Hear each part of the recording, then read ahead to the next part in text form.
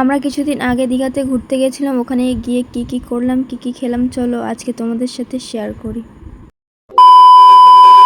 Hello everyone, আমি আলিশা। তো আজকের আমি বহু বছর পর একটা ভিডিও নিয়ে চলে এসেছি। সেই দিন আমি রেডি হয়ে চলে গিয়েছিলাম ডায়মন্ড হারবার স্টেশনে। স্টেশন থেকে টোটো ধরে চলে গিয়েছিলাম জেটি ঘাট থেকে টিকিট কেটে সোজা চলে গিয়েছিলাম আমরা লঞ্চে।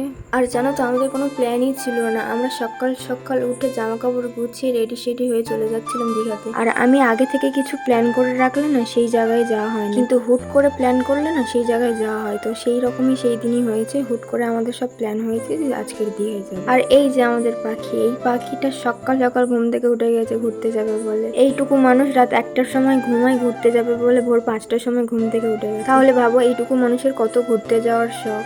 আর লঞ্চে উঠে দেখি না এই কাকু জাল বুনছে লঞ্চে, কাজ না থাকলে যা হয় আর কি। তারপর প্রাকৃতিক হাওয়া খেতে আমরা চলে গিয়েছিলাম কুকুরাহাটি ফেরিঘাট। তারপর লঞ্চ থেকে নেমে উঠে পড়েছিলাম আমরা বাসটা প্রায় আধা ঘন্টা দাঁড়িয়েছিল, তাই 1 গ্লাস আখের রস খেয়ে নিয়েছিলাম। আখের রস খাওয়ার পরে ডিম টোস্ট খেয়ে নিচ্ছিলাম, কারণ আমরা বাড়ি থেকে বের হওয়ার আগে কিছু খাওয়া হয়নি।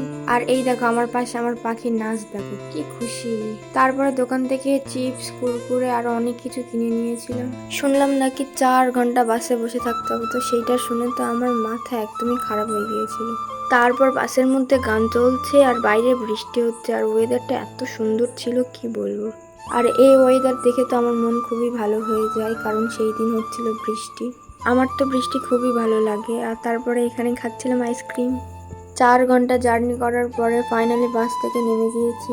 এত কষ্ট হয়ে গিয়েছিল তো কি বলবো, আমাদের চোখ মুখের অবস্থা খুবই খারাপ। তারপর অনেক খোঁজাখুঁজির পরে একটা হোটেল পেয়েছি। কেন জানি না প্রত্যেকটা হোটেলের দাম এত বেশি ছিল সেই দিন, তো কি বলবো। তারপর দুপুরবেলা খাওয়া দাওয়ার পরে একটা ঘুম দিয়ে দিয়েছি। খুবই কষ্ট হয়ে গিয়েছিল বলে দুপুরবেলা আর বেরোয়নি, তো একেবারে সন্ধ্যাবেলা বেরোবো বিচে যাওয়ার জন্য। তো এখানে আমি রেডি পুরোপুরি। তারপরে আমরা সবাই বেরিয়ে গিয়েছি বিচে যাওয়ার জন্য। আর জানো তো, আমি প্রায় 11 বছর পর দীঘায় এসেছি। আমি আগে এসেছি 2015 সালে, আর এখন এসেছি 2026 সাল। আর তখন এত সুন্দর ছিল না, আর এত ভিড়ই ছিল না, পুরো ফাঁকা ছিল। আর তোমরা কে কতবার দীঘায় এসছো কমেন্ট করে জানিও। বিচে এসে আমরা প্রথমে পাপড়ি চাট খেয়ে নিয়েছি, তারপরে খেয়েছি আইসক্রিম খেতে খেতে চলে এসেছিল বৃষ্টি। তো বিচ থেকে বেরিয়ে সোজা চলে গিয়েছিলাম ফুচকা খেতে, কারণ এই জিনিসটা না খেলে যেন মনই ভরে না। তারপর চলে গিয়েছিলাম এই মাছের দোকানে, কারণ আমার অনেক দিনের ইচ্ছে ছিল আমি অক্টোপাস খাবো, কাঁকড়া খাবো, কিন্তু আমার কাঁকড়া খাওয়া হলো না, আর অক্টোপাস একদমই ভালো ছিল না, তাই এখানে পমফ্রেট মাছ আর এই চিকেন নিয়ে নিয়েছি। মাছটা খাওয়ার পরে মাছের টেস্টটা খুবই বাজে ছিল। তারপর আর মাছ খাইনি, মাছটা ফেলে দিয়েছি।